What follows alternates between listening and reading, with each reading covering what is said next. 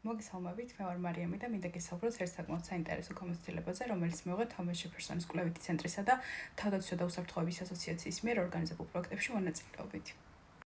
პროექტი, რომელშიც მე მონაწილეობდი, ეხებოდა საქართველოს ეროვნულ უსაფრთხოებას ჰიბრიდული ომის გამოწვევების ფონზე და პროექტის განმავლობაში ჩვენ ვიჩვენეთ ის საკითხებზე, რომელიც შეეხებოდა ეროვნულ უსაფრთხოებას, ინფორმაციულ ომს, კიბერუსაფრთხოებას და ასე შემდეგ.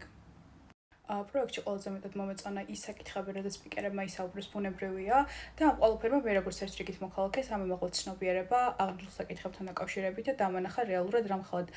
მნიშვნელობა აქვს ეროვნულ უსაფრთხოებას მიმდინარე საკითხების მართვაში და ჩვენი ქვეყნის უსაფრთხოებაში. ამ პროექტმა მასწავლა კრიტიკული ანალიზი, ასევე გუნდური მუშაობა და ეროვნული უსაფრთხოების საკითხებში უკეთ ჩაღრმავება და გამააზრებინა, რომ მე როგორც ერთ რიგით მოქალაქეს და ერთ რიგით ახალგაზრდას იმაზე მეტი წვლილი და როლი მიმიზღვის უსაფრთხოების საკითხებში, ვიდრე ეს ჩვენ რეალურად წარმოგვიდგენია